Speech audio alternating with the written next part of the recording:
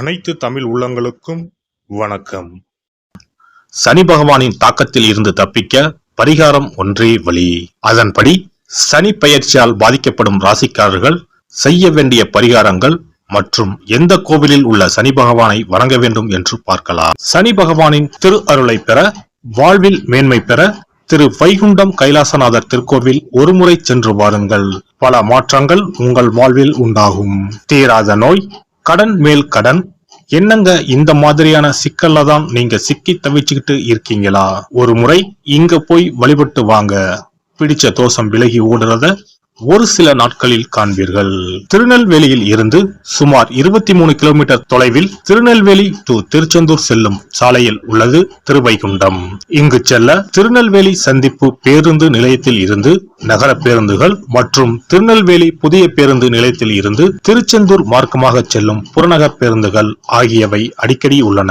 நவ கைலாய ஸ்தலங்களில் 6வது தலமாக திரு வைகுண்டம் கைலாசநாதர் திருக்கோவில் விளங்குகிறது. சுவாமியாக கைலாசநாதரும் அம்மையாக சிவகாமி அம்மையாரும் உள்ளனர். இத்திருக்கோவில் விருட்சம் இலுப்பை மரம், தீர்த்தம் தாமிரபரணி. உரோமச முனிவர் அகத்திய முனிவரின் ஆணைப்படி 9 மலர்களை தாமிரபரணியில் மிதக்க விட்டார். அப்படி மலர்கள் கரை சேர்ந்த ஒவ்வொரு இடத்திலும் சிவலிங்கத்தை அமைத்து வழிபட்டார். அவையே நவ கைலாயங்கள் என்று வழங்கப்பெறுகிறது. அதில் 6வது மலர் கரை ஒதுங்கிய இடம்தான் திருவைகுண்டம் ஆகும். இங்கு அவர் வணங்கிய லிங்கமே கைலாசநாதர் ஆகும். இங்கு நவ திருப்பதி தலங்களுள் ஒன்றான வைகுண்டநாதர் திருக்கோவிலும் நவ கைலாய தலங்களுள் ஒன்றான கைலாசநாதர் திருக்கோவிலும் ஒரே ஊரில் அமைய பெற்றுள்ளது. கிழக்கு நோக்கிய தனி கருவறையில் சுவாமி கைலாசநாதர் லிங்க திருமேனியராக காட்சி தருகிறார். இவர் நவ கைலாய தலங்களிலேயே சற்றே பெரிய திருமேனி என்று கூறப்படுகிறது. இவருக்கு விசேஷ காலங்களில் கவசம் மற்றும் நாகாபரணம் சாத்தப்பட்டு அலங்காரம் செய்யப்படும். தெற்கு நோக்கிய தனி கருவறையில் நின்ற கோலத்தில் சிவகாமி அம்மையார் தனது ஒரு கரத்தில் மலர் ஏந்தியபடியும் மற்றொரு கரத்தை கீழே தொங்கவிட்டபடியும் காட்சி தருகிறாள். அவளின் திருமுகத்தில் கோடி சூரிய பிரகாசமும் அவளுடைய புன்னகையில் 3ஆம் பிறை நிலவும் ஒளிர்வதை காணலாம். இந்த கோவிலில் உள்ள பூத வாகனம் பரிவார தெய்வமாகவே வணங்கப்படுகிறது. பூதநாதருக்கு வடைமாலை சாற்றி விசேஷ வழிபாடுகள் நடைபெறும். சித்திரை மாதம் நடைபெறும் இந்த கோவிலின் திருவிழாவில் பூதநாதருக்கே முதல் மரியாதை செய்யப்படும். இந்த விழாவின் 3ஆம் நாள் அன்று சுவாமி கைலாசநாதர் பூதநாதர் வாகனத்தில் எழுந்தருளி அருள் பாலிப்பார். இந்த பூதநாதர் திருநெல்வேலி மாவட்டத்தில் பிரசித்தி பெற்ற சங்கிலி பூதத்தாரின் அம்சமாக இங்கு வணங்கப்படுகிறார். சித்திரை மாதம் 10 நாட்கள் திருவிழா, ஐப்பசி திருக்கல்யாண திருவிழா, மார்கழி திருவாதிரை திருவிழா, மாசி மாசம் சிவராத்திரி போன்ற வருடாந்திர விழாக்களும், பிரதோஷம், பௌர்ணமி, பூஜை போன்ற மாதாந்திர வழிபாடுகளும் விமர்சையாக நடைபெறும். முக்கியமாக இது சனி தலமாகும். இங்குள்ள கொடிமரம் கன்னியாகுமரி பகவதி அம்மன் கோவிலில் இருந்து கொண்டு வரப்பட்டதாகும். ஒரே ஊரில் நவ கைலாயமும் நவ திருப்பதியும் அமைந்துள்ளது விசேஷம். இத்தலத்தின் பூதநாதர் சிலை மிகவும் விசேஷமானது. இது மரத்தால் செய்யப்பட்டது. ஊமையாக பிறந்து திருச்செந்தூர் முருகன் அருளால் பேசும் சக்தி பெற்ற குமரகுருபர சுவாமிகள் இவ்வூரில்தான் அவதரித்தார். இக்கோயிலில் சனீஸ்வரருக்கு தனி சன்னதி இருக்கிறது. ஜாதக ரீதியாக சனிதோஷம் உள்ளவர்கள், சனி பெயர்ச்சியால் பரிகாரம் செய்ய வேண்டிய ராசியினர் இங்கு கைலாசநாதரிடம் வேண்டிக் கொள்கிறார்கள்.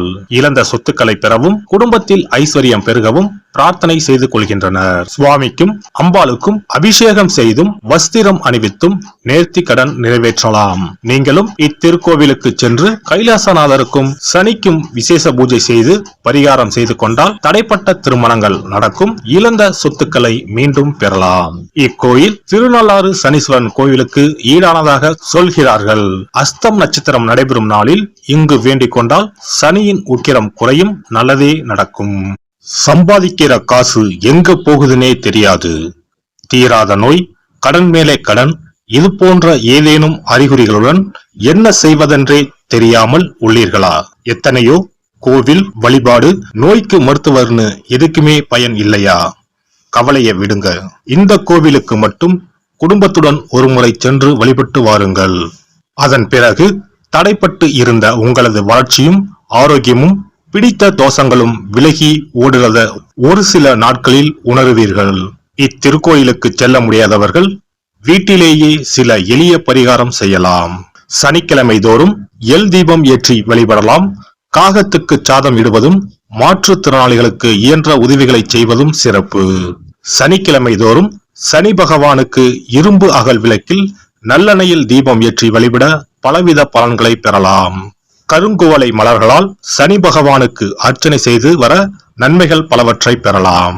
வன்னிமர இலைகளை மாலைகளாக தொடுத்து சிவபெருமானுக்கு சனிக்கிழமை தோறும் சாற்றி வணங்கி வழிபடவும். சனிக்கிழமை அசைவ உணவு கண்டிப்பாக சாப்பிடக்கூடாது. சனிக்கிழமை தோறும் நல்லெண்ணெய் குளியல் செய்தால் கெடுதல் குறையும். விநாயகர் வழிபாடு செய்வது மிக உத்தமம். அனுமன் வழிபாடு சனி பகவானின் தொல்லைகளை குறைக்கும். விசேஷ நாட்களில் மண் அகலில் நெய், நல்லெண்ணெய், இலுப்பை எண்ணெய் மூன்றும் சேர்த்து பஞ்சு திரியிட்டு தீபம் ஏற்ற வேண்டும். இவ்வாறு விளக்குகள் ஏற்றி வழிபட்டால் சகல நன்மைகளும் சூழும். சாமி சன்னதியில் இந்த தீபங்கள் இரண்டையும் ஏற்றி வழிபடுவது இன்னும் மிகச் சிறப்பு. எல்லாம் வல்ல இறையருளால் நீங்களும் உங்கள் அன்பு குடும்பமும் உடல் நலம், நீலாயுள், நிறை செல்வம், உயர் புகழ், மெய்ஞானம் ஓங்கி வாழ்க வளமுடன். இந்த வீடியோ பதிவு உங்களுக்கு பிடித்திருந்தால் லைக் பண்ணுங்க, கமெண்ட் பண்ணுங்க, ஷேர் பண்ணுங்க. மறக்காம சப்ஸ்கிரைப் பண்ணுங்க. பக்கத்துல இருக்கிற பெல் பட்டனை கிளிக் பண்ணுங்க. நன்றி, வணக்கம். ஓம் நமச்சிவாய. சிவாய நம.